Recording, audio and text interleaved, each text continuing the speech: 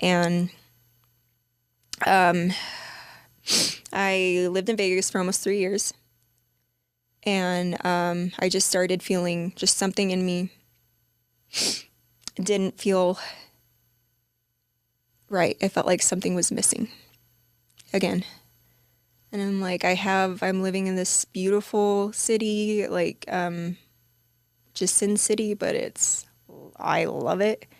Um, what is missing in me? Like there's something so, like I was so sad. And my job at the time, they got new management and things started changing. People were fired and people I loved and like we weren't making as much money. I think there was more competition on the strip and things were getting really slow at work and I wasn't making as much money. So I started struggling with money, which I have worked so hard. I take care of myself. I'm very independent. I love that feeling of providing for myself. I've always had to provide for myself. So it was hard starting to struggle with money again. And I didn't want to leave my job because that's where all my people were. I love that place. But just every summer that I lived in Vegas, I would go, in the summertime, I'd take a week off of work, off of life, and I'd go visit my parents in Orderville and watch Netflix and chill for a week and just escape reality. It was awesome. I'd look forward to that every summer. So I planned on, my trip again, and I couldn't wait to just do nothing. I didn't bring any cute clothing. I was not going to see anybody. I was not, and I brought my makeup just in case, but that was not the plan. I only brought sweatpants, tank tops, yoga pants, just all the comfy clothes, and that's it. And the makeup just in case. And I was down there, and Clinton and I had talked on Facebook and Instagram at this point. We're from the same area. He's from Kanab. And I remember when I was 16, he was a return missionary. And he was in my ward at the time because he was working at at the Clear Creek Ranch or whatever it's called. And so he ended up coming to my ward. And so I remember him from that. And I had maybe 2 conversations with him throughout that time. And I just remember him being really funny. And then, fast forward to when I was 25, I think. I just saw him on my People You May Know on Facebook. And I was like, oh, that's that one guy that went to my church. And I clicked on his Facebook and I stalked him a little bit. And I was like, oh, he's divorced. Oh, I think he left the church. I was like, whoa, this is weird. Because I remember him being just one of those perfect, from what I gathered, I was like, oh, what's his, because I remember he got married. I remember hearing that he got married in the temple, and I see he has kids, and so I was just like, oh. So I didn't add him on Facebook right away, but he kept coming up on my People You May Know on Facebook. I was like, oh my gosh, I'll add him. So I just added him, why do I keep seeing him? So I added him, and we didn't talk right away, but I noticed he loved The Office, I love The Office, and I don't know, I just thought he was a cool person. And eventually we started talking. We had really good conversations. He was easy to talk to. He was cool, but I didn't think anything of it. When I went to Orderville, I had no plans on seeing anybody, but I started watching The Office. And I was like, oh, this is so funny. I want to share these funny scenes with people. And I was like, oh my gosh, that guy Clinton, who happens to just be 20 minutes away from me right now, loves The Office. So I was like, no, why would you message him? You're not going to meet up with him. I was like, oh my gosh, I'm going to message him. So I sent him this clip of The Office and we started talking. And I ended up feeling like I want to hang out with him. I brought makeup so I could, maybe it's an option. And we talked for days, while I was there. I was planning on being there for 9 days. And we had talked to maybe day 2 or day 3 of me being there. And we just were having awesome conversations. Do that thing where you wake up, text that person, text them throughout the day, Snapchat that person. And I kept hinting to him I was in Orderville. I'm not going to ask you out. I kept hinting, oh my gosh, this is fun and this is a great conversation, but why are we not hanging out? If we're not going to hang out, nothing's going to happen. I just want to go do something else. I don't want to be having these great conversations with you. So I think I told him are we going to hang out or what? I think that's what I put. And he's like, yeah. So he invited me on a date to go to this amazing restaurant in Kanab called Sago.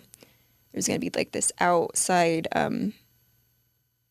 this concert, and like I heard there's really good food. And I told him, I was like, I heard it was this really nice fancy place. I'm like, I only have yoga pants and sweatpants and tank tops. Like, so please don't dress nice. And he wasn't worried about it, and he was working at the hospital in King County. He was running the family practice in the hospital down there because he's a PA. And I remember the day, here's the day that we're going to go on this, we're going to meet up later that night. And I was starting to get ready. I had no makeup on, and I was getting just about to get ready. And we got a call that my mom was being rushed to the hospital because she fell at her work onto her back and she couldn't move. And my dad and I rushed over, and we ended up going to Kanab where the hospital is, and we followed the emergency or the ambulance there. And I texted him and said, are you working right now? Are you at the hospital? He's like, yeah. I'm like, well, you're about to meet me. And my mom, she's being rushed to the hospital, and with my dad, and I have no makeup on, and I am not dressed. Like, this is not how I wanted to meet him. I'm sure I looked great with him, whatever. That's not the point. I did not want to meet him like this, especially after I've just been crying and all these things. And so he went and when my mom got there, he went and introduced himself to my mom. He waited with my mom. I thought that was so sweet. Like, who does that? Who's nice like that and kind? And my mom fell in love with him. And I get there with my dad, and we are in the waiting room, and he made his way over to come introduce himself to me. And I remember when he came in, my heart started pounding. I had butterflies in my stomach, and I was like, why is this happening? This doesn't happen to me. Like, this doesn't happen to me. I was like, why is this? And his beautiful blue eyes, like his smile, and I loved his energy. And he met my dad and my mom and dad just fell in love with him. And he still really liked me without my makeup on and the clothes I was wearing. And he texted me like, I understand if you want to go home and be with your mom, but just know that the date is still on the table if you would like to join me. And I said, bye, Mom and Dad, screw you. I'm going on a date. They were so happy to go for me to, like, they loved him. Like, they just loved him. I've never had my parents love a guy so much before. And we ended up going on a date. And I didn't have any expectations for this day. I just wanted to have a really fun night that was going to be good. And he seemed fun, awesome. And that's just what I wanted, just to have a good night. And oh my gosh, that was hands down the best date of my life. He was so funny. I found out we started connecting on being ex-Mormon in our stories. And I just had I've never had that connection with someone before, and we just understood each other. We are both, those bad people. And he was just so awesome. Conversation was just so easy with him. He wasn't judgmental. Like, it just felt so good. I had no gut feelings like I've had on other dates where I've gone on dates and I had that gut feeling like I shouldn't be on this date. It was just easy, and he knew I like scary movies and scary things, and he was like, do you want to go on a walk in the cemetery later? I was like, oh my gosh, yes. And I got like those big heart eyes. Like, I know that's so weird to hear, but like, I love creepy things, and so it's just like I've never had someone ask me to do something that I love, like, and it was just like, I was like, oh my gosh, this guy. And we just had the best night, and I was so happy. And we had our first kiss that night, and we just continued to see each other. And when I moved back to Vegas, I just really couldn't. I just wanted to continue seeing him, and I just wanted to kind of move back to Utah. Like, I was kind of, in a way, when my mom got hurt, as sad as it is to say, I was hoping that she would need me to move back to Orderville, and she would need me to take care of her. I was like, I wanted her to be healthy and okay. Like, I just was hoping like she needed me, because then I would have any reason to move back, because I was struggling with moving back to Utah. And because I couldn't leave my friends and my beautiful life there. But long story short, took a risk, and I moved to Orderville. until I figured out what I was going to do. And still continued dating Clinton, and things just were happening like awesome. Like, it was just, there was no struggle.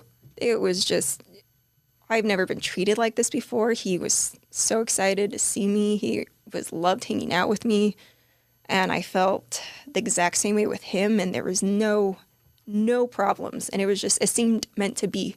And, and where I am spiritual, I still am very spiritual. My relationship with God, has stayed strong throughout all of this. It felt meant to be. And I had been praying for what was missing in my life. And it just seemed like it was Clinton. Like, it just started to make sense. It was so tough leaving Vegas. Ooh, that was tough leaving Vegas, saying goodbye to all those faces. Oh, those people who have been there for me, were still there for me. Oh, that was the hardest thing, saying goodbye to them. But I was so excited for what was about to happen. I didn't know what was going to happen, but I had the feeling like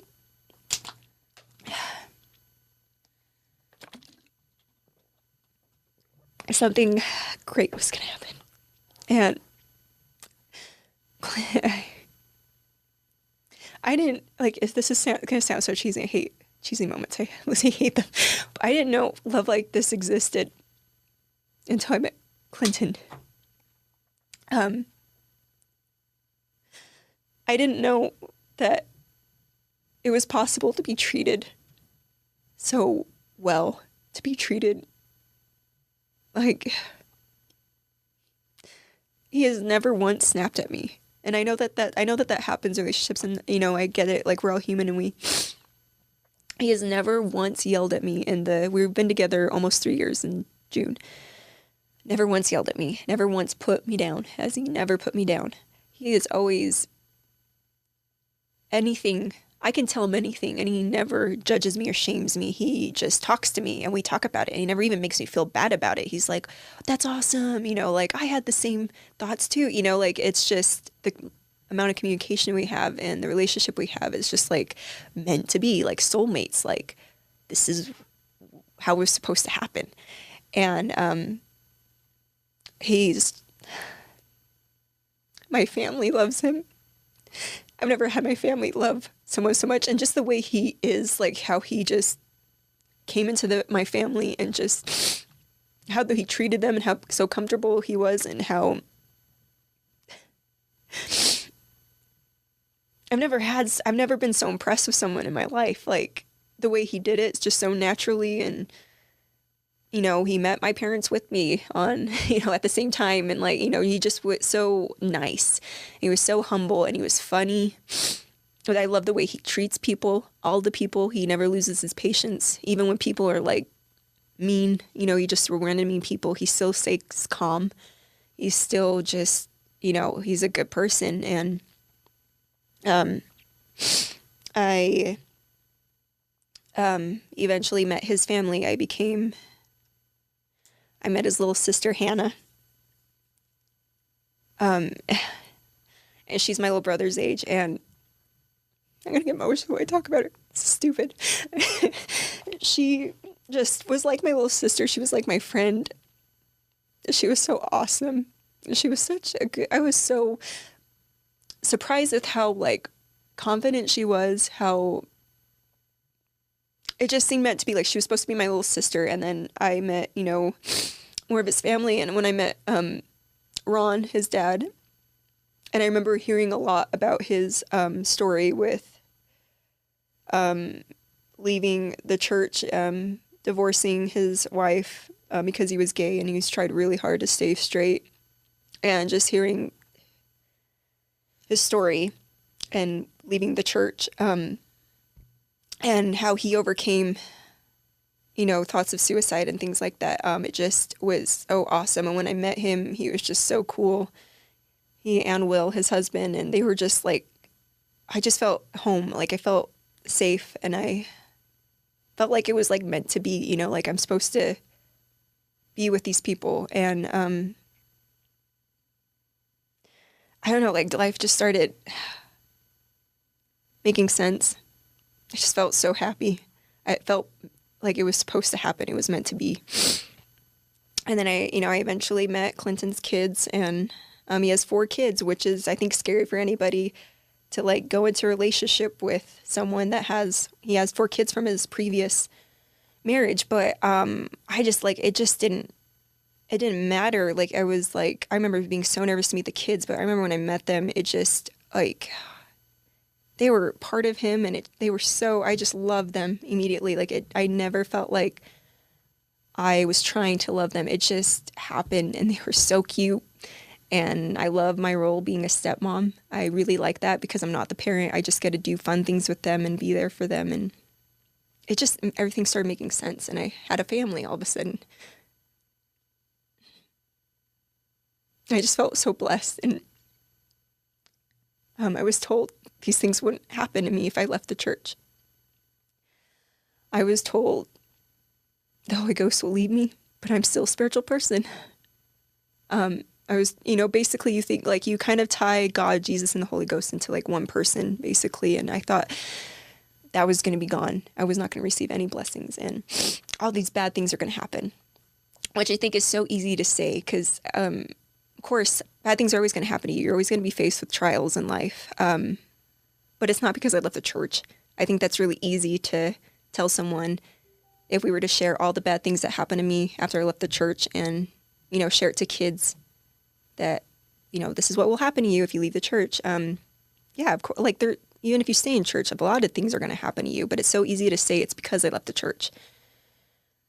I had a lot of things happen to me. It was like that was never my thought was, oh, it's because I left the church. It was, I didn't understand what was going on, but I do now. Like I understand now, but, how come I'm so blessed? How come I'm still spiritual? How come my relationship with God is stronger than ever? How come I am blessed with this beautiful family I've gained?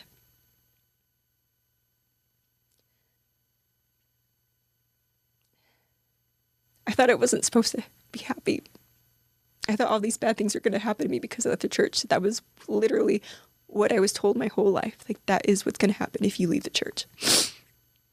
You hear the church, like, conference from, like, in conference twice a year, you always hear these talks. How come I'm so happy right now? How come I'm living the healthiest life I've ever lived? My relationship with my parents is better than ever. I have 3 beautiful nieces from my siblings. I have these beautiful stepkids that I just love, and I just treasure them in our relationship so much. How did that happen to me?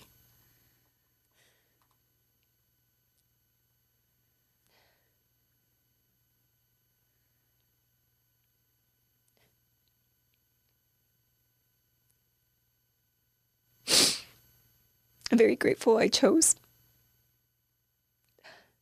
to try to live my life, however, without the church, because I don't know what would have happened to me if I tried to stay in the church. I don't think I would have lived.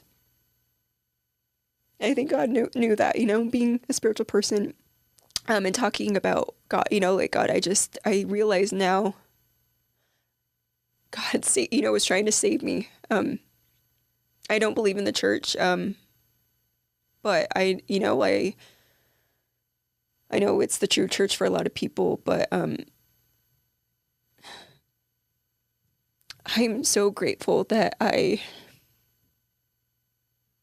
it was really hard being so young and having like just no support most of the time. Like, I didn't have a sibling that left the church with me. I didn't have a friend that was leaving the church with me. I did it on my own, and I don't know how I did it. I don't know how I survived, but I'm so grateful. I'm finally proud of myself, I'm so happy.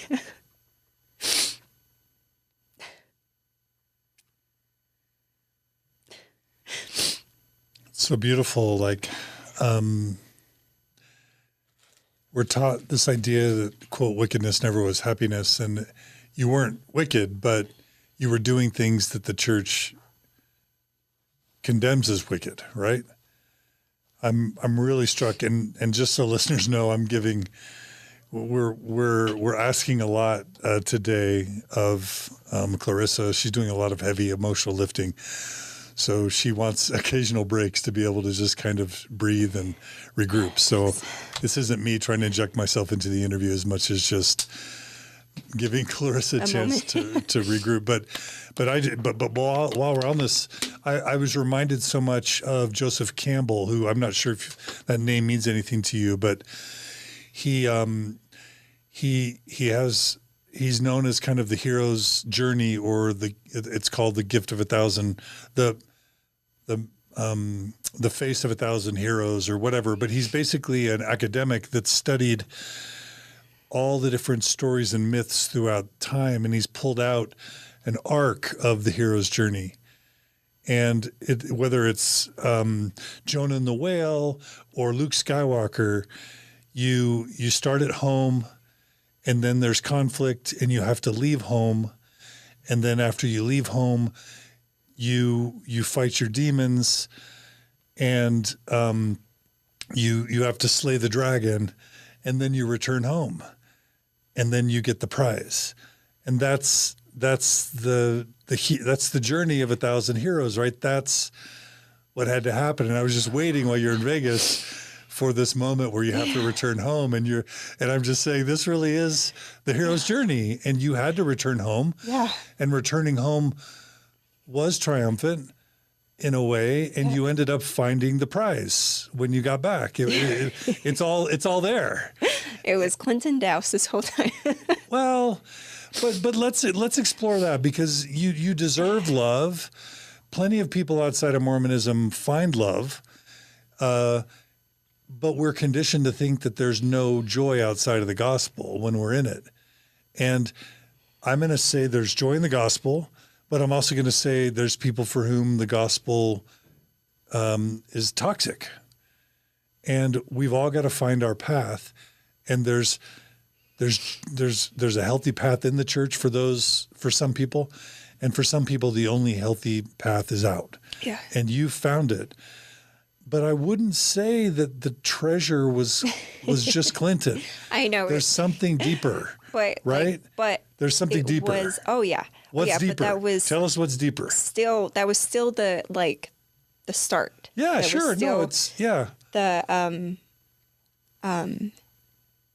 because that's where things started making sense. Yes, no, it's a crucial part of your story. For sure. It's a great part of your love and your healing, and it is all crucial. But what's the deeper treasure? That's even, because something could happen to Clinton. Like, you don't know. What's the deeper healing that happened for you as an individual? So when I met Clinton, I was still broken. I was still broken. Like, things I had to figure out. And a lot of things happened to me during our relationship, not to us, but to me as a person. And it made me become very grateful for what I had. Like for Clinton, for example, because he just became a very positive energy, very comforting. I've struggled with feeling safe. I've always had that. I never feel safe. And sorry, I'm really shaky. He just made me feel safe. He made me feel I could breathe. He was never the thing I stressed about. He was always the thing that comforted me whenever I was going through, because I have anxiety. I have my moments where I become unrealistic and think all of these horrible things are going to happen, and I start to panic and I start to worry. And he just had a way of making me feel safe and calm and bringing me back to reality, reminding me everything's going to be okay. And I'm not used to someone telling me everything's going to be okay. That's not something I've heard. I've heard a lot of opposites, that if you choose this route, all the bad things are going to happen. I grew up thinking life was supposed to only be one way. And so it was just nice when, just having that beautiful person be there for me. And then throughout this, I started becoming more confident, he helped me really learn to love myself. And it wasn't, so like I've been put on a pedestal before where I need to live on these expectations, or if not, then I am going to be punished. I'm going to be like people are going to be unimpressed. They're going to be disappointed in me. He puts me on a pedestal where I can literally do nothing wrong. Like, it's just everything I do, I'm proud of you. And it's just, he would notice all the insecurities, and like my insecurities would come out, and he would question me on them, and like, why do you feel that way about yourself, or what makes you feel that way? And he never put me down. I've never been around someone, besides my friends, that just never put me down. And it was just awesome. Because as a youth, you were always struggling to be worthy. You were always struggling to fit in, to stop the behaviors that brought you joy, to fit the mold. And so it was, your whole teen years was just this incessant pattern of unworthiness and conditional love, and striving and hustling for love and worth and acceptance. And it sounds like you learned something different about true love from Clinton. And what was that? Oh, I don't even know where to begin. Like, that your worth it can be healthy. It can be this good. It could be this magical. It can be a fairy tale. What have you learned about your worth? That,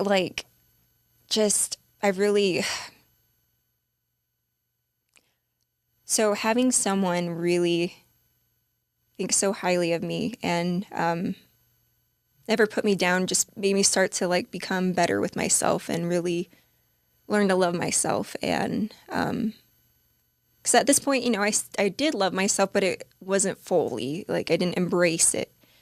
I had confidence, but I didn't have full confidence. I had, and it was just being nice, being around that all the time, that it started to become, it just started to become normal for me. Like, it started to become a habit to start being happy and being positive and having this positive energy. And, I ended up moving in with him and being in a house that I was so safe. I always felt safe. I always, could do whatever I wanted. I could watch as much TV as I wanted. I could sleep in as late as I wanted. I could clean whenever I wanted. If I didn't want to clean, if I wanted to not cook, I don't cook. I do not cook. And he loves me. And just to be myself. So when I met him also, I always had that fear of when I become in a relationship with someone, I'm going to have to give up a lot about myself. I'm going to have to change for this person. And I remember one day he came home to me from work, and he's like, I was just talking about you at work, and I was telling them how you were going on this path, and I'm going on this path. We're both going down this path, and we meet each other, and we're still going down the same path, and neither one of us are changing or moving. We're still ourselves. We're still being ourselves, and we're doing it with each other. And I was like, oh my gosh, you're right. I have never felt this way before. I've always ended up giving something up or hating what the other person was doing, or, adjusting to their lifestyle. And I started to become okay with being myself and understanding that I don't have to change. It's okay to be myself. It's okay to love the things that I love. Why do I have to give up anything of myself? Why do I have to change? Who said that? And I just became happy and more confident, more comfortable. My friends could see that. My just people in my life noticed a big difference, just a lot of weight lifted off my shoulders. And then I, eventually we moved to northern Utah, and I went through a really big depression again. And my therapist, has helped me learn a lot about self-love, self-worth, all those things. So it's just through this whole experience in the last 3 years, I've learned, I've grown a lot as a person. And I was very hurt. I was struggling with actually hating the church. I had a lot of resentment. I had a lot of bitterness. I was pissed. I was so mad. A lot of hate. I was still struggling with forgiving a lot of people in my life. I was struggling with getting over the past. It still was with me. I would get triggered by all kinds of things. always constantly thinking about things that have happened to me. And I have finally to that point where I have learned, it's like I feel like I went through these things for a reason. Like it really feels like it makes sense. And I just have made all these things that have happened to me like a positive thing. Like I've embraced it and I've learned from it and I've grown so much from it. And I feel like I'm a better person because of it. I'm not judgmental at all. I am so understanding. I don't have expectations of people. I don't judge people.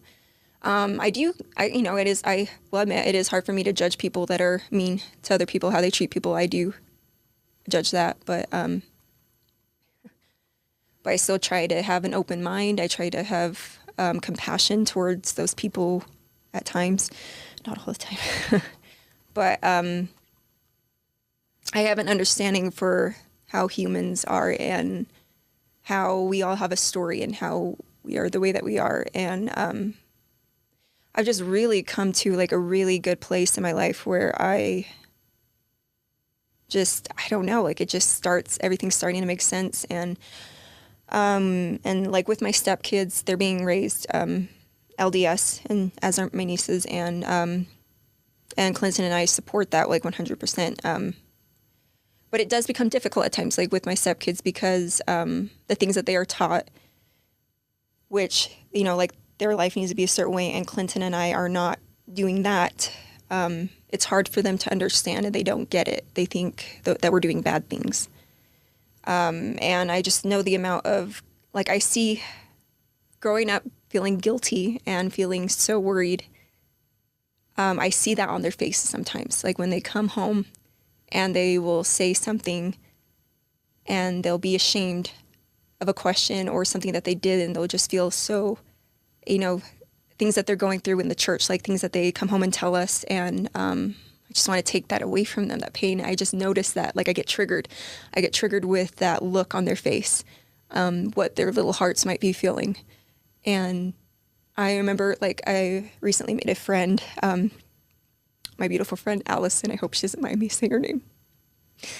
She's Mormon, and she is awesome. She is what I believe is the perfect example of a Mormon. She loves her church. She is faithful. She goes to church, and she also is accepting to all the lifestyles. Like, she knows I'm ex-Mormon. She met me in a time where I was still bitter and mad, and I held a lot of anger. And she's the person I could talk to about a lot of issues I was going through. And I was telling her about, I feel so bad for my stepkids, they are guilty about this and that, and I just worry for them. I worry how things are going to happen for them, and because I went through this, I just think automatically that all these things are going to happen to them. And she told me, which I thought was really cool, especially coming from someone Mormon. She's like, do you ever think that you went through all these experiences in the church, like all these negative experiences in the church, so that you could be there for your stepkids? And I got goosebumps, and it just, like, something, it was like, whoa, maybe that is true. Like, also that's so cool. Like, I feel like you're not supposed to, like, say that to me because of your beliefs or, like, opposite, like, I don't know, like, I just thought that was so cool. Like, she said that to me, and that meant a lot to me. And something in my head clicked, and I was like, oh, maybe literally, what if I went through all these things as a kid, because, like, something may happen to a child in my life that whether they not even to do with whether they leave the church or not, it's just like, if they have problems in the church, I want to be there for them, and I want to be a positive influence on them. And it just kind of made sense. I don't know, like, something in it just felt right. And and it is hard co-parenting, and it is hard having, the other parents being Mormon, very strict, and then us not being that way. It is very hard. I know it's hard on the kids at times because they're confused. They're confused why, they're reminded that, like, They're reminded that what like Clinton and I do is bad, but that's okay. You don't do them. You don't do those things. And I don't like the word bad. It's a trigger. Why are we bad? Why are we okay? So we're not bad, maybe, but why are the things that we are doing bad? How is that? Like living together, for example. Yeah. We both drink alcohol. We drink coffee. Coffee's the biggest thing. I like scary movies. Somehow that's portrayed to them in a negative way. And a lot of assumptions are made. A lot of, and I am understanding about it to an extent, but I hate how the kids may look at us or feel. You worry about that. Yeah. I do. I just, and I know Clinton really struggles with, because when his dad left the church, when he decided to be gay, save his life, Clinton really was worried about his dad's eternal salvation. What's going to happen to him after he was dead. And we said that feeling was so real. He just worried. And and Clinton's like, I really think that my kids pray at night and think at night about what's going to happen to me and that I'm not going to be with them. And, when we die. And because they're sealed to their stepdad and their mom now, so it's just sad. It's sad when it comes down to that. Why can't it all be okay? Why does it have to be one way or the other? Why does it have to be so black and white? Why can't it just be awesome? Why can't it be okay? Why can't it be, I feel so bad, just like the kids, what they'll share with us, and the questions that they have, and I think they go home and they say these things and they learn in church, that they're not all these things are not okay. And then they struggle with it. They're confused. They don't know. Yeah. And they're not at the age where they can understand that Clinton and I are good people. And if heaven really does exist, we're going to go there with them. Mm-hmm. We're, God's going to, if everything I've been taught about God and Jesus, all these stories I've been taught, we're going to be okay. They don't think I'm not going to go to heaven because I drank coffee or had premarital sex. I really doubt that. I really hope that all these good things I've done on this and just being a good person will be enough. Sure. So, this story's so epic. It is so beautiful to see you find love, to see you find Clinton, that you've been accepted into this wonderful family. All that's beautiful. And I do hope, or at least personally, I see that the biggest discovery of all for you might be just deciding or claiming your own worth. You're worthy. You are worthy of love. Mm-hmm. You are good. And that it's not even Clinton that ultimately grants that to you. He may have helped you see that. Definitely helped, but that's what I want to take from this personally. Yeah, is I learned over time that I have to be my number one fan. It can't be Clinton. Clinton can't be my number one fan. Clinton can't always be there for me. He can't always help me. Let's just say. So I just had to find, because I remember becoming in a relationship with him. I was so afraid of disappointing him, especially the amount of respect and how much I looked up to him and how much I loved him. I just was afraid of disappointing him because I always am disappointing people. And I just had to learn over time, it's okay if you disappoint people. Be okay with it. I am okay with who I am now.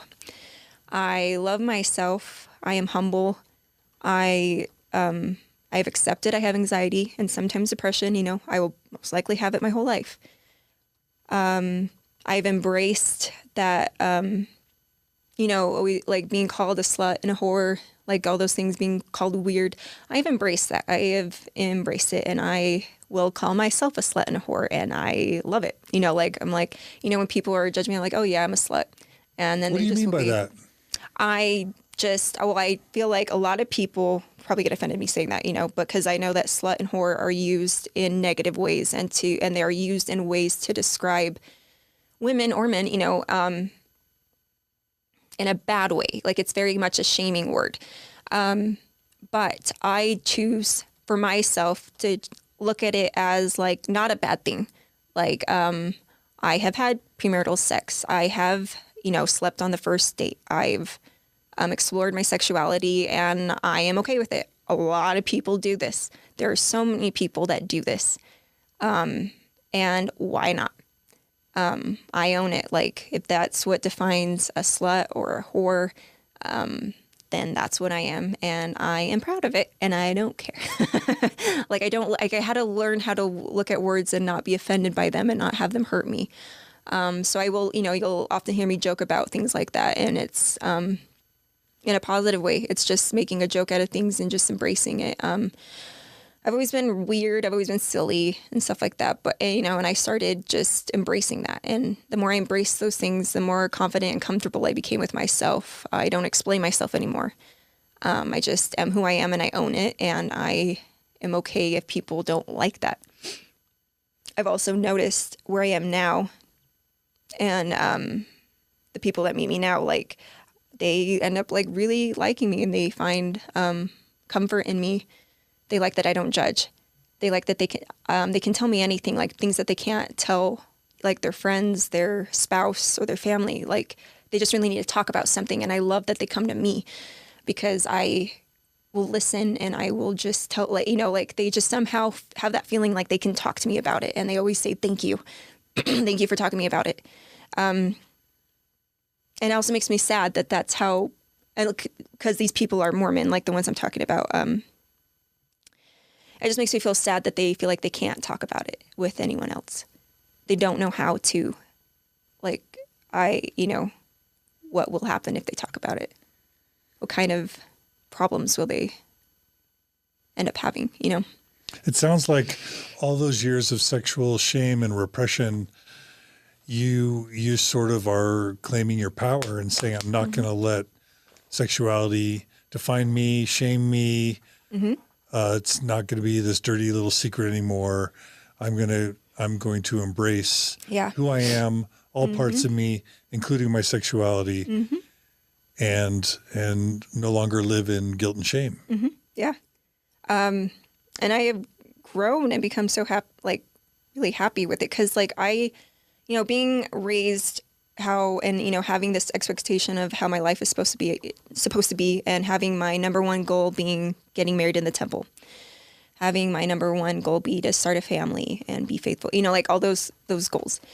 And even not just even without without religion, society, you know, has expectations of how, you know, you're supposed to become. And so I think a lot of people are trapped in that mindset, and they're afraid to, you know, they start to train themselves to start living their life and get on a path that this is how it's supposed to be. And some of that really works for people, makes them happy, and that's awesome. But I think some people struggle with that, and they don't know what to do. And I struggled with that. And I still sometimes struggle with it, but I'm so happy. Like, that's what I concentrate on. I was like, wait, why do I have to do these things? Why should I do you know, like, do I have to have kids? Are you sure? You know, do I have to wake up at a certain time? Why? Says who? Do I have to, you know, it's just like, wait, why can't I have premarital sex? Wait, why can't I live with my boy? You know, like just all these things. And the more I started becoming okay with it, the more happier I became, the more confident I became, the more proud of myself, the more comfortable I was with myself. Like I wasn't ashamed of myself. Like I'm not ashamed of myself, which is like, I never knew that was a feeling. I'm so used to like shaming myself, you know, and now I'm just like, I'm just so happy and I feel free. And whenever I go through something, I go through it in such a healthier way. I have a lot of work to do with like my anxiety. You know, learning a lot, and I'm getting help for it. But I'm learning how to not judge myself. I'm learning to forgive myself, be nice to myself, be kind to myself, and I try to do that for others. And I just want everyone to get on that path too, especially now being here and knowing that it can happen. For someone that struggled with mental illness their whole life, like, it is possible. So for anyone out there who, young teenage girl, teenage boy, young woman, young man, old woman, whoever it is, somebody's caught in religious shame, sexual shame, they're LGBT, they had premarital sex, they masturbated, they looked at porn, they lived with a boyfriend or girlfriend, whatever it is, they're caught in that shame spiral. They aren't sure life is worth living, or they're just severely depressed or anxious. What message do you have for them? Breathe. Know your worth. God is not mad at you. I hope you know this. And it's going to be okay. And it really freaking sucks. And it's going to continue to suck. But it's going to be okay, and you will get through this. Even though it feels like you're literally not going to get through this. And there seems to only be one way to get through it, which is staying in the church or doing all the things you're supposed to do. Read your scriptures, stay faithful, stay, like all those things that the church tells you to do.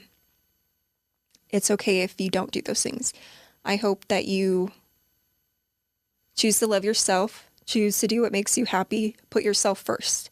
When you put yourself first and take care of yourself first, you'll be able to be strong for others and be there for others and be able to take care of others. I really hope also, for the Mormons that are watching, I really hope that you can understand that the church isn't for everyone. You can still believe in your church. You can still believe in all those things. And if you have someone in your family, whether it's a child, spouse, a sibling, someone's falling from the church. So where I have come as a person with my beliefs in God, I always fall back on, okay, let's just say the church is true. Let's just say the church is true. Isn't God supposed to be the most understanding human in the world? Like, God literally has walked my path with me. He has felt every single emotion I have felt. He saw everything I went through. He felt those feelings with me. He understands why I am where I am today.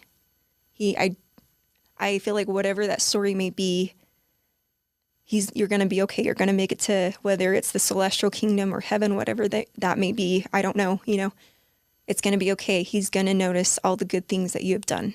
And you can learn from the mistakes that you've made. You can learn from the way you've treated people. I just hope everyone just chooses to love and be there for their family. It is going to be hard. I understand that it's hard.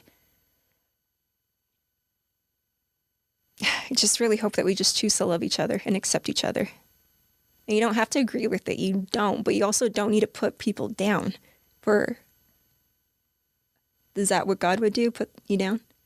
Aren't you supposed to be a good example? Does being a good example mean forcing religion and telling them how they should be? Telling them this is the only way you're supposed to do it. This is how God wants you to do it.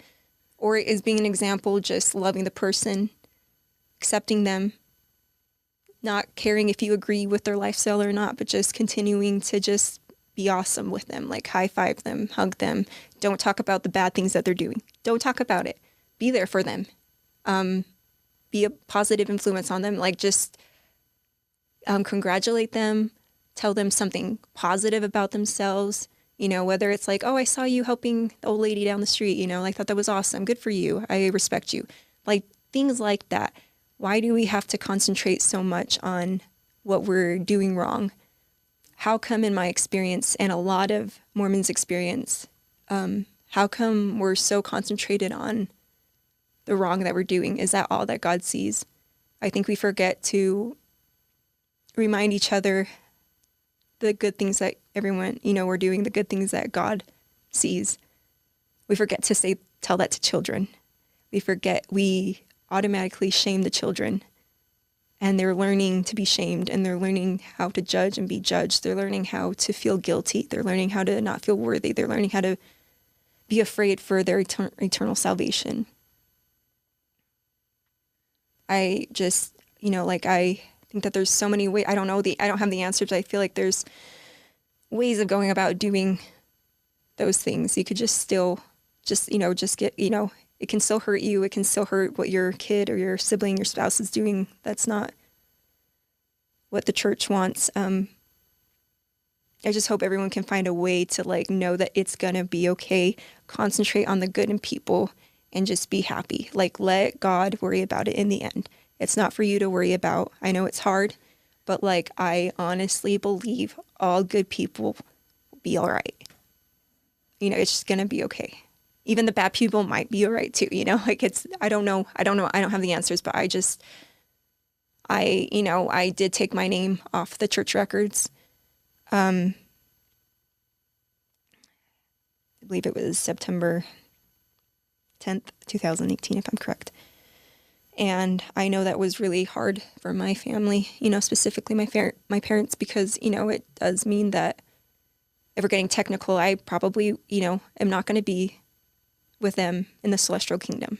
If you believe that. Yeah. If you believe from their that. perspective. Yeah. From a Mormon's perspective. Although there are Mormons that are more flexible in those beliefs. Mm-hmm. Not all Mormons.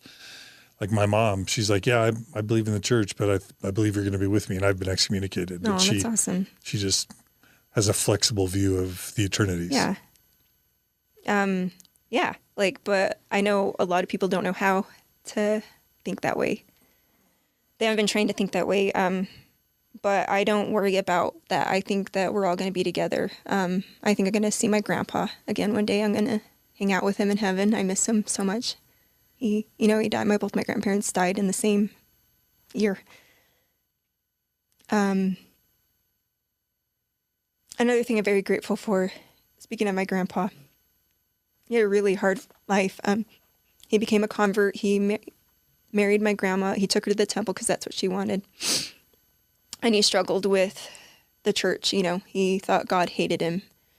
He thought God was mad at him. He was mad at God. He still wore his garments. I think he still believed in the church. I'm not quite sure where he stood. We never really talked about that. But he drank coffee and he swore and he watched R-rated movies. And he was one of the most special people in my life. I could have easily judged him and looked at the things that my grandpa was doing wrong. I'm so grateful I didn't, and I'm so grateful for my grandpa. I'm grateful for that connection I had with him, that relationship I had with him. It's very rare. He's so cool.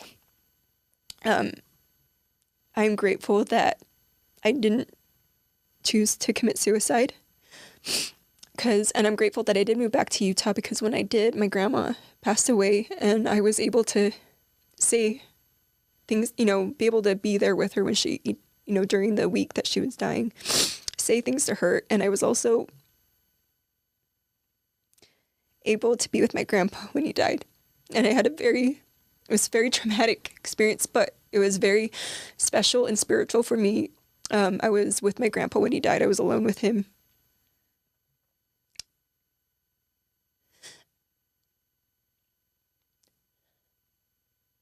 And finding him dead and not breathing. As much as it sucks and it was hard, I'm so grateful that my grandpa and I got to spend the last few minutes of his life with each other. You have no idea how special that is to me.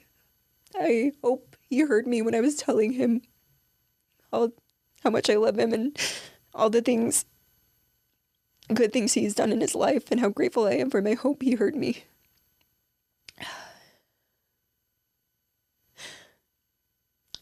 I'm so grateful I got to be with my grandpa. That is such something you can never take away from me.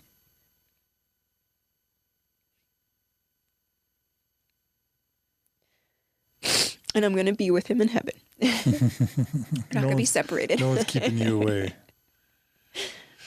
As we're kind of wrapping up, and this has all been so wonderful, and so healing. And I know it's going to help so many people. So thank you. Thank you for sharing such vulnerable things. I want to end with something kind of fun. We talked about your Instagram account and if anybody kind of Facebook stalks you or Instagram stalks you, they're going to see these interesting photos.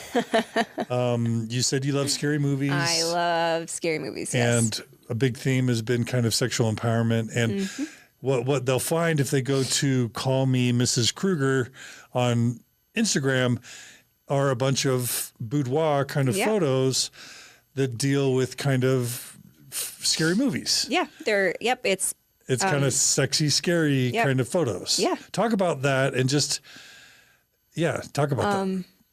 I never would have been able to do this if I was Mormon. I've always loved scary movies, and at one point in my life, I got into fitness, did a bikini show. We'll never do that again. Oh my gosh, that's not for me. But I did it, and I got a lot of attention when I did that bikini show because I won, and I got a lot of positive things coming at me, but it wasn't what I wanted because it had that pressure of staying fit and but a photographer reached out to me to do a fitness photo shoot, and I was like, I don't want to do that because everyone does that and I hate that. I want to do scary movies. Can we do scary movies? And he was like, okay, sure. And I don't know how I came up with these ideas. I was just like, how could I make scary movies sexy? I've always wanted to do photo shoots. I always thought that would be interesting, and it was so awkward my first photo shoot, but I was just so happy to be doing this. And when I saw the photos, and it was my creativity, my art coming to life, it made me so happy. I was so proud of it. And I started getting attention on Instagram from my favorite scary horror pages, my favorite scary movie pages, even Eli Roth noticed some of my photos, which was awesome. And I just loved how happy it made me, and it wasn't forced. I didn't have any goals with it. I just kept doing it, and I started becoming more comfortable with being because I've always loved those boudoir photo shoots, lingerie. I've always thought that was so beautiful. Saw nothing wrong with it. It was just I loved it. And I started becoming more okay with it, more confident in that, and just really at first I struggled with who's going to judge me, who's going to see me, and all the people are going to see me and judge me. I'm okay with that. And I just started doing it, and it really took off. More photographers started reaching out to me. They love my my style, and I just kept it up, and it's going really good still. And I'm just really proud of it. And I'm proud that I'm happy with it. I'm proud of myself. I have no shame.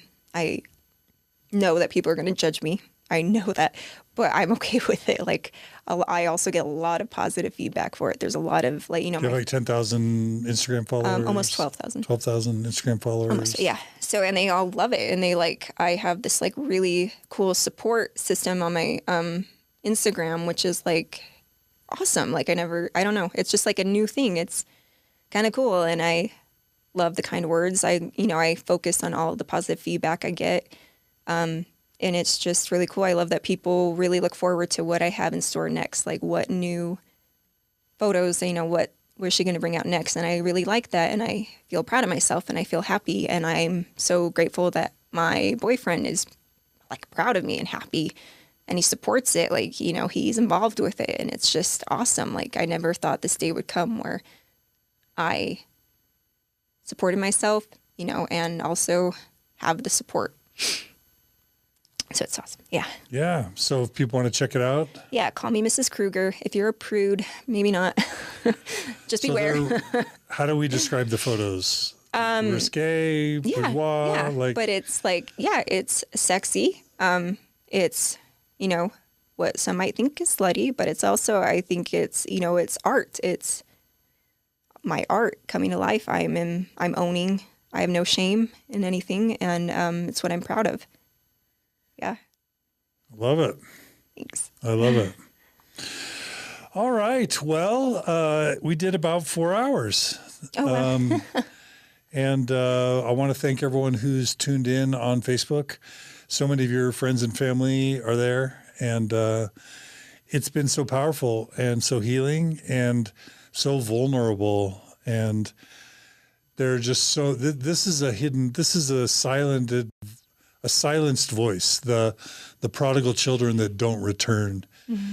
And it is so healing for me to see someone who returns triumphant, but not because they came back to the church. Yeah. It's because they found healing and growth and love and self-love and self-acceptance and unconditional love on their own path. Mm-hmm. And that's what I love about today. And that's why I'm so thankful you were willing to share your story. Yeah. I just, what I wish I had was just someone who supported me, and like, it would have been nice to have had someone with me.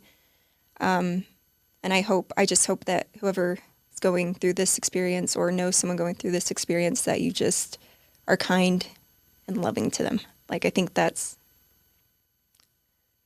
why not? Isn't that what God would do? So be kind, be loving, unconditionally loving. Mm-hmm. I love it. Thanks, Clarissa. Anything else you want to say before we end? Hi, Uncle Pat. Okay. All right. Hi, Uncle Pat. And thanks to everyone who's joined us, friends and family of Clarissa, and just my listeners.